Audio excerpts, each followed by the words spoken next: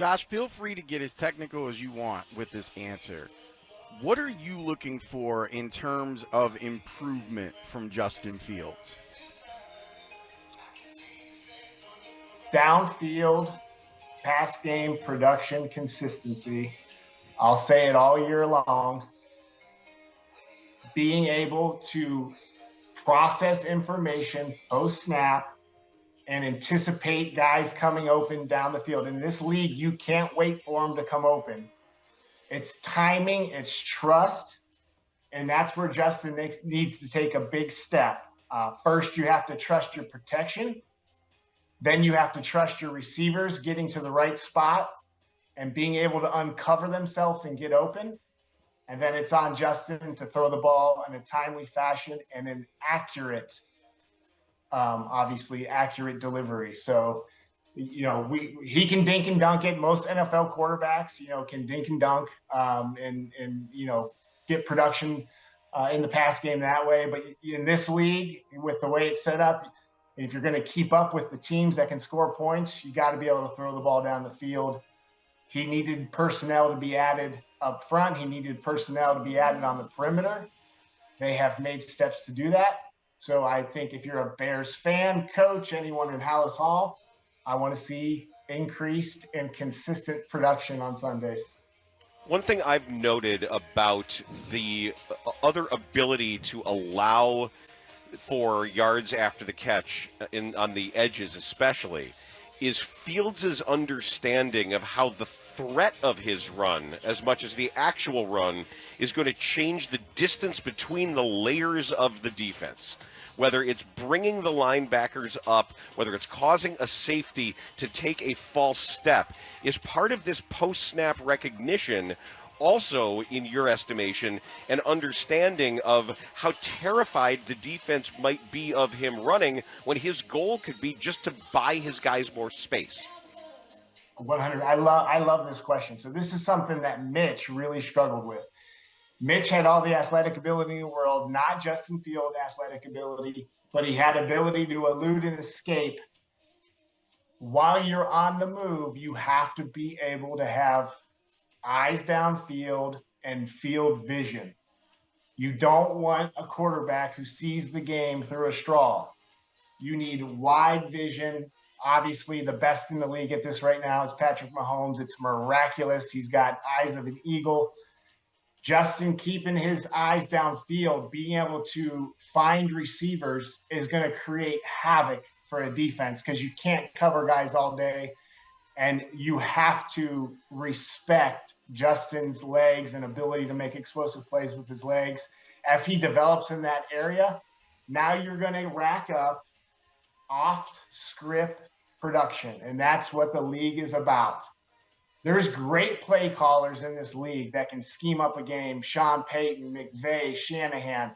Not every team has one of those play callers. So a lot of teams have to rely on off-script production, playmaking from the quarterback position. Justin's got all the ability in the world. Now we got to see more explosives by him keeping his eyes downfield and being able to see guys coming open while he's on the move with the threat to run. And that's a great question, and I think we're going to start seeing more of that from Justin. We appreciate the insight, Josh. I also just want to ask you, if you're looking at the 2 preseason games that you've seen, knowing what's facing the Bears, aside from Justin Fields, is there a player that you think makes the biggest impact if they improve, or somebody you're really looking individually could make the biggest difference in a positive way or just a crucial way for this team coming up in the regular season? Like, who are you looking for to either improve, make a difference, or possibly harness their abilities? There's several of them, so I'll try to keep it short and sweet.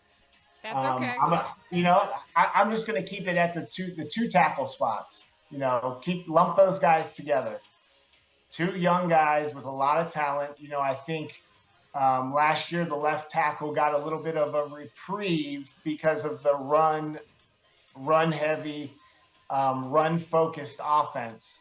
So he wasn't stressed one-on-one as much as most left tackles as rookies are going to get stressed. If you want to be explosive throwing the ball down the field, you better be able to trust your two tackles and not constantly have to worry about helping them with chips, with extra tight ends. You want to be able to protect with your 5 and not have to rely on a lot of help, so you have more options available for the quarterback down the field. So Braxton's going to get tested more this year as they open up this pass game. This right tackle has, all the ability in the world. If he can get out of his little lazy kind of playing upright, and he has a bad habit of, bending and extending, and not sitting back on his heels.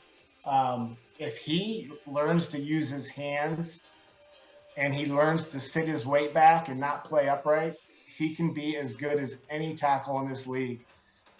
Darnell's ability to anchor versus power is incredible.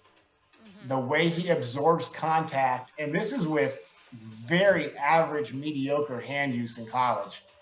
He didn't have to learn how to use his hands well. He's got this God-given ability. He's got size, and he can sit a bull rush down. I watched the Bama tape the other night just to refresh myself, watching him go up against a top 5 pick in the draft, and he makes it look easy. He really did, and that game is really impressive tape for him. So I want to watch these two tackles. I want to watch them block high-level NFL rushers one-on-one without the help of tight ends and chips. And then you're going to see a confident quarterback. Obviously, you got to be able to set depth in that pocket. I think they got 3 guys up front that are going to be able to do that really well if they stay on the field. Between Davis, Jenkins, and Whitehair, I think you're going to be able to trust the depth of the pocket. You're not going to get that leaky,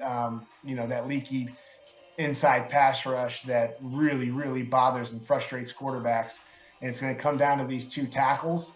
This offensive line has a chance to be really good, and I really want to see how they hold up throughout the year. I think that is going to make or break their downfield passing game, to be honest with you. Hey, Josh, awesome. When it comes to the defense that the Bears are primarily playing, and their season, it looks like they're going to continue with cover 2. How long can they function? And maybe more importantly, how can you evaluate the rest of the defense if you don't have an ass-kicking 3 technique in the middle of the line? So just pressure period. Obviously, having the 3 technique is a luxury. They can impact the game on every single play, run or pass, regardless of what coverage you're playing predominantly. Whether they play more man than zone, 2, 3, whatever they're playing. It's hard as a back 7 player when there's no pressure.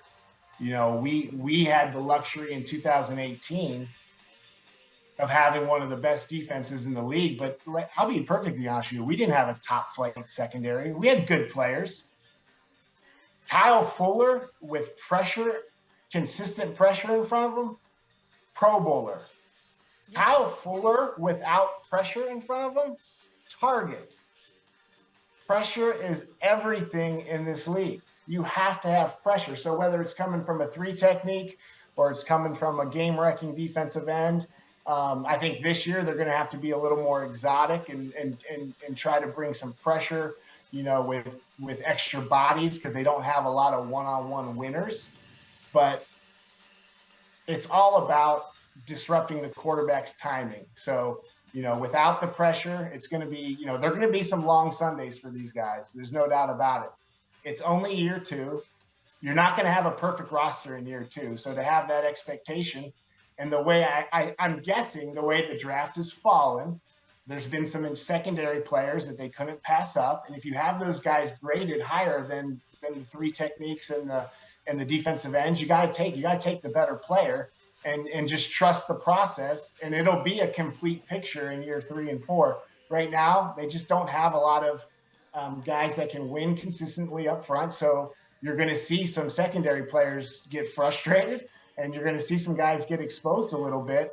And that's not unique to the Chicago Bears secondary. That's any secondary in the NFL that's playing behind, a front that's not generating a lot of pressure.